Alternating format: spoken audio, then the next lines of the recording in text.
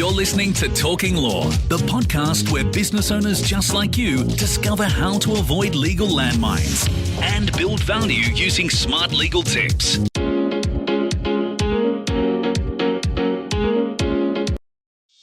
Hi, it's Joanna Oakey here and welcome back to Talking Law, a podcast proudly brought to you by our commercial legal practice, Aspect Legal. Now, today we have on the show Charles Fairlie from Purpose Publishing, who is the publisher of the series Unsung Business Heroes. Charles, welcome on board to Talking Law. Hi, Joanna. How are you? I am fabulous. I'm fabulous. How are you today? Excellent. Thank you. Great. Well, today I really want to drill into this really interesting story you've got in your book about the business owner who was really at the brink of liquidation, considering whether or not to enter into liquidation, but ended up trading on and managing to build up the business to $100 million. And the reason that I really want to talk about this issue is we have many clients, and I think many of our listening audience will identify with there being points in the business, particularly high growth businesses, where businesses come against some really hard challenges, and it can really be that element of, is it all over? Do you close the doors or do you keep trading on? And often there's many accounting and legal questions to consider in that situation. But I think there's also this human element. I think it's really helpful to understand some of these stories of business owners that have been at the brink and then managed to break through, because, I deal with lots of businesses that are at the point of exit and, that have worked their businesses for decades. And there's not a single one of those owners that I talk to that hasn't had sort of a near-miss experience at some point during the life of their business, whether or not that's caused by something from a legal perspective that could have been prevented at the outset, or just changes in business conditions that their business wasn't ready for. So that's why I really want to talk about that particular topic. But how about before we do that, we take one step back and you talk a little bit about who you are and what the book Unsung Business Heroes is and is all about. Well, thanks, Joanna. I really appreciate your interest in what I'm doing. It's a bit of a passion project. So my background is that I've worked in media for most of my life, 20 or 30 years at Channel 9 and Macquarie Radio, which is 2GB, 2CH in Sydney here. I also worked at Sony Music and Win Television, so always in the media. I came to a stage where I was looking for work and I didn't know what I was going to do next, and I created this little marketing device because it was something that was a real passion of mine. And as I've since found, if you have a passion for what you're doing, it's not work anymore. It's not a job. It's something that you really love, and absolutely, you can really make the most of that, I think. Yeah. So what I've done is interviewed business owners and CEOs. I've called them unsung business heroes because they really haven't had a chance to be heard on any other platform before. So they've never had exposure in the mainstream media, but they all have these fascinating stories, and whether it's a personal success or it's a business challenge or it's a family issue, often they've overcome these great challenges and obstacles and hurdles that along the way that have presented themselves. And, as we know, they all are learning from that, and they take away some great things from that. And so the two books that I've published on the website, it's all about really sharing that advice and sharing that education and helping other people that might be just starting out in business or maybe starting over again in business like I did when I was in my 50s, I love it. And I just love, I love the concept of the book and of course that's why we're talking today, Charles, because I felt it would be a fabulous thing for us to talk about. And I also really want to drill into some of the themes that you've picked up along the way, because one of the things that I've noticed from podcasting, we're actually at, I think we close to 85 or 90 in the Deal Room in Talking Law now, and the sister podcast of Talking Law is the Deal Room. We're almost at 90 there as well. So we're about 160, 170 podcasts down, wow. Which I know. Right. It's like, how did that happen? It's all about the content, isn't it? Yeah, absolutely. But one thing that I've really noticed is that over time I have really strongly picked up on themes that that I can hear people talking about again and again. And it gives me really interesting insights into the industry in each of these areas of the podcast that I talk about.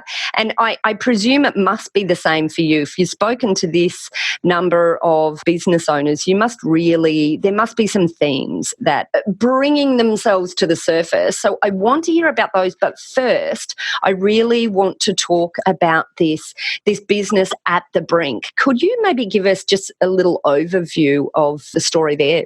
Sure, Joanna. Yeah, it's a really interesting one. The business founder and owner is a chap called Dominic Leone. He's originally from Egypt, and his family came out here when he was about 12 to escape the 7-Day War in about 1967, from memory, in Egypt.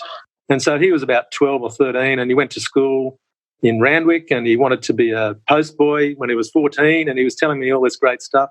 He wanted to be a postboy because he got a free bike. So that was amazing. So he got a job eventually, and he always worked in the sort of office area and supplies and that sort of thing, but he built up a business over time. And at one point, for some reason, the business model wasn't working, and he needed cash flow, as a lot of small businesses do. Yeah. And it was about 1976, I think it was, and he just wanted to make enough money to have a good life, he said. So it's really interesting what motivates people. But Dominic was fortunate enough to have his family here, and his father lent him basically all his savings, all his super. Wow. And Dominic turned around and lost it within 12 months. So it was a pretty horrendous situation he found himself in, when he basically decided, rather than go bankrupt or liquidate the business, he would go into each and every one of the suppliers, and he would say to them, look, I can offer you this much cents in the dollar. I want to work my way out of it. I'll do my best to repay as much as I can. And basically the business stayed afloat purely because he took that personal approach and approached each of the creditors that way. Wow. And now, as you said, he's turning over $100 million. It's called Complete Office Supplies, based out at Lidcombe. It's a massive warehouse. It's all office equipment, furniture, pens, paper, stationery, that sort of thing. They've got depots in every state in Australia, and they're sort of the unsung office works, if you like, I guess. Wow. God, that's amazing. Charles, I just love stories like that, because I see businesses at the brink more often than I would like to, far more often than I would like to. Such an emotional time. Sure. The reality is that almost always businesses that are at the brink could have avoided that situation by, number one, either having proactive legal mechanisms and accounting and financial mechanisms in place to be able to predict these issues before they occur. Because quite often what happens is that happens in the growth phase of a business. Yes. Often that's the point. It sounds like perhaps in this instance it was earlier on, which is obviously another vulnerable point for a business, but particularly so at growth phase. And so I just think it's a fine balance. You're absolutely right. I think it's such an important message to get out there for businesses as a whole to understand, because I think the psychology of business owners, entrepreneurs are really optimistic at heart, and quite often will ignore the warning signs and won't go and seek help early enough. And that's just, as an advisor, that is just the thing that just distresses me the most, when I see we could have made a massive difference if we had have gotten in earlier. But I just love this story of, rather than Dominic having, gone into liquidation, there's absolutely no issues with businesses who choose that as an option as well. I'm not saying that option is wrong, but I just love this story that he, thought of proactive ways to go and deal with the issues in the business and turn it around. What an amazing story. Do you know what? I want the book just to read that story right now. All the stories are online as well, and it's all free. We don't even ask for people's email addresses, so it's all open. And there's similarly on YouTube, we've got 100 videos or so there on Unsung Business Heroes channel.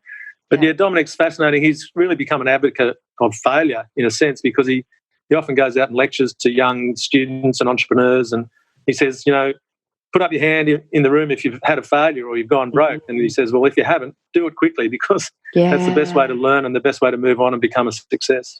Yeah, it's just really hard to watch stories like, for example, Dominique's, where he's borrowed all of this money from his parents, you know, and there's so much emotion involved in that I love to hear the outcome there. So maybe this dovetails as well into themes that you've picked up along the way, Charles. What are those?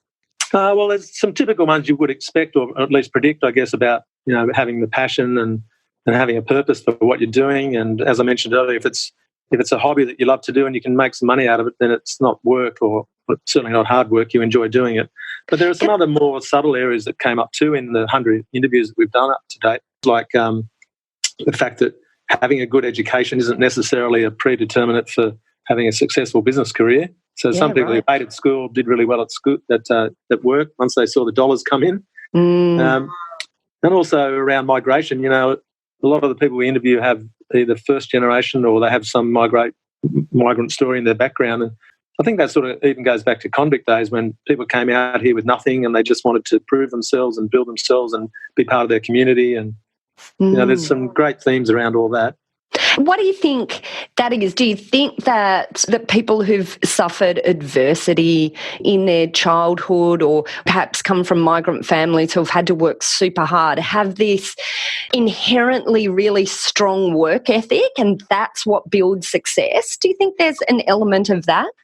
I think definitely there's an element of that, and they all do work very hard. I mean, some of the guys we've talked to, their parents might have had market gardens or, you know, they were in the labour force, and they really appreciate the opportunity they've had in coming to a new country, and they just want to build on that and give back. And one of the questions we ask everyone is, how do you give back to the community? And, you know, they all, in some shape or form, whether it's monetary or just their time, they give back at various levels, which is great to see. That's amazing. Isn't that fabulous? I love that. I love that. Yeah. And then back to, you sort of said, well, passion and purpose, that's sort of obvious. Like, I'd like to, challenge you a little bit in that I don't necessarily think it is always obvious to people the importance of passion and purpose. And of course, that's probably why Simon Sinek's, very famous TED Talk has become so famous, just because I think once you hear it, you feel the truth in it, but it's not necessarily something that is front of mind for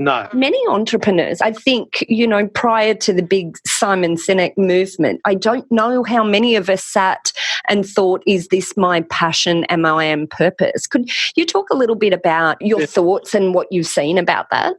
Yeah, I think, as you say, it can be something we don't realise in our past that influenced us, because as Simon Sinek talks about that why or that purpose, it can be something that you don't even think about on a day-to-day basis. But you might have had a father who was a tradesman and he didn't know how to manage his books, and that's the case for one of the people in our current series, Lilette Kalasia. She's a bookkeeping expert and she uses the cloud, and she's won some awards from Intuit and QuickBooks and what have you. But her father died very young, and she believes that what contributed to his early death and his heart attack and things was the stress of running a business without any systems and didn't have any guidance and didn't have any knowledge and advice and people around him like a good legal team or a good accounting team to help him. So her mantra is, I want to help you have some good quality family time by getting you set up and get the appropriate systems in place for your small business. Oh, God, that's so true, Charles. This is what I see again and again and again. I guess this is my big mantra, but it's hard when it always comes from me. So I love it that people come on here and say a similar thing.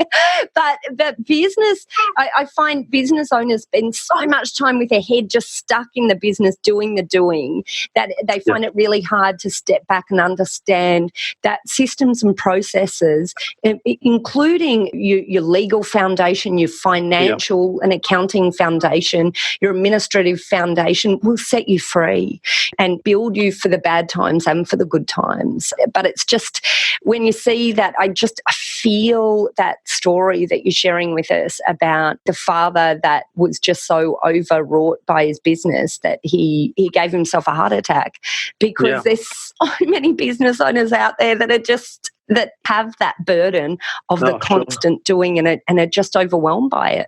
And they're all working 18 hours a day, and they get to the end of their career and they look back and go, well, I ignored my family, and I've sold my business, I got some money for it, or whatever it was. It might have been successful, it may not have been. It might have just given them a lifestyle that they could manage on. but really they've had that huge sacrifice of not being there for their families, special occasions or whatever it might be. So it's really important at the end of the day, isn't it? Yeah, it is so important, absolutely. And I guess on that note, and perhaps my last question is, is there any theme in terms of what the goals and outcomes are of these business owners that you're interviewing? Like, what are they aiming for? What does success look like for them? Have you ever had those sorts of discussions? Yeah, we do in some cases. I think it's different for every person. A lot of people are motivated by, as I said earlier, giving back. Some of them just want to leave a legacy. Others are really focused on how many families they're helping to fund through employing a larger number of people. So, everyone has their own motivation, I think, but they all want to be successful. They want to leave a legacy that says this person made a difference. And that's really the focus, I think. That's it. You've got it. It's the legacy, the making a difference, whether it's making a difference within their own family unit, making a difference within their community, making a difference in terms of significance of having built something. You've got it. That's been my motivation too, is to record that, because up till now, so much information, so much accomplishment and achievement gets forgotten about once the person retires or passes on. That's sort of what motivated me, I guess, was my dad, who passed away last year. He had a great business. He employed 35 staff for 40 years. And, you think, well, where's all that knowledge and where's all that achievement recorded? It's not. It's a shame that it gets forgotten. So I'm trying to remedy that. I love it. Wow. And I'm glad we got to your story as well, Charles, behind the book, because I guess here you are recording everyone else's stories. But I think that story is very telling in itself in terms of what drives you to record all of these people's stories. I love it. Yeah, that's kind of my purpose and my why, I guess, for creating Unsung Business Heroes in the first place.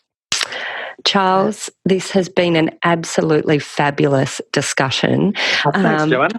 I thank you for coming on board, and to all of our listeners out there, head over to the Deal Room if you've enjoyed this episode, our sister podcast, because Charles and I also have an episode where we talk about a particular business owner who sold his business for $830 million. The numbers just blow my mind. Yes, that's actually US dollars, by the way. So oh my gosh. Okay, if you convert that, holy dooly, that's over $1 billion. That's ridiculous. Okay.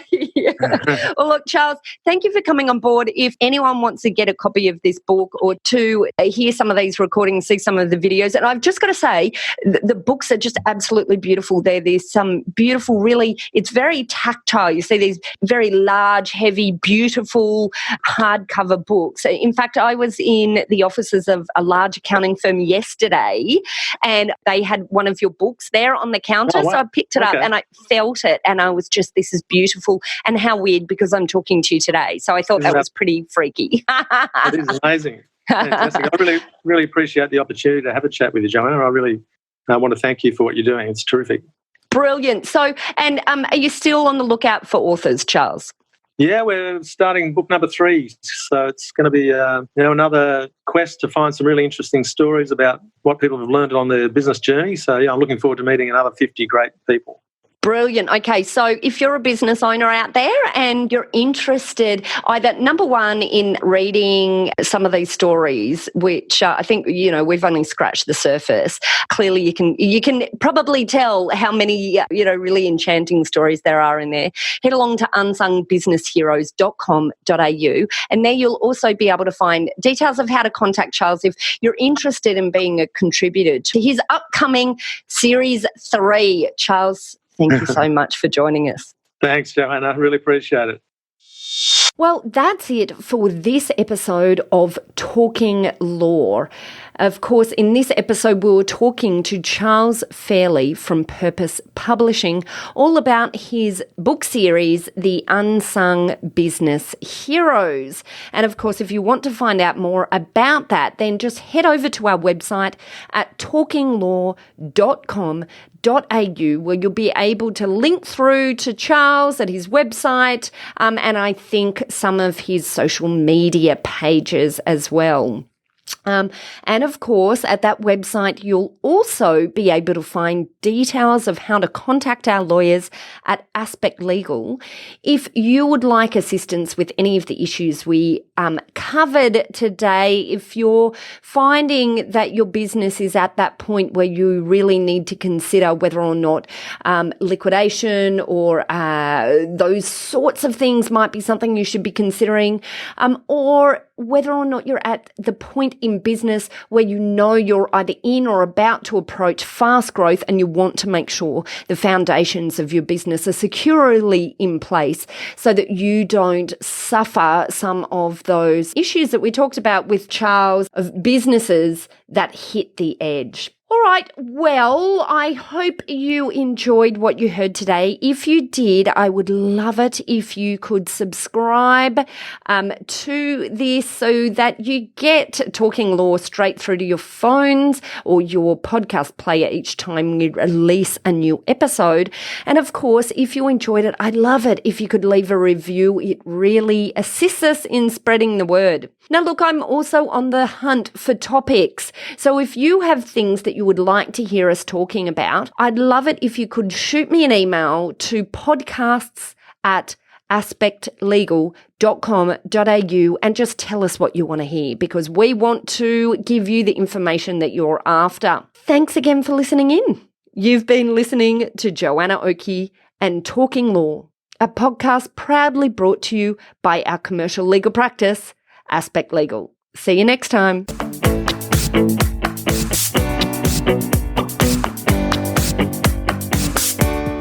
Are you looking for a top quality legal team to assist you in your organisation?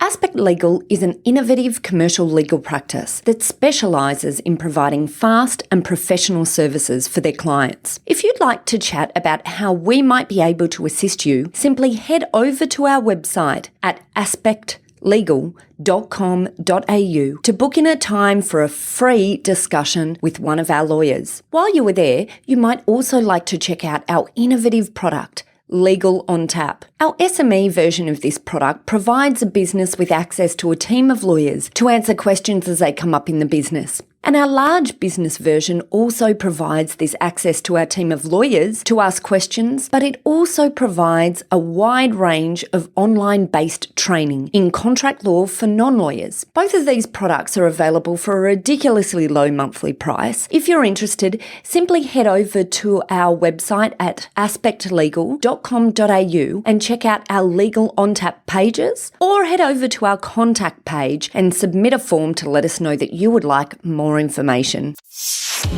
Thanks for listening to Talking Law. Tune in next time for more smart legal tips and tricks to keep you clear of those legal landmines. If you want to get a download of today's show notes, head over to talkinglaw.com.au.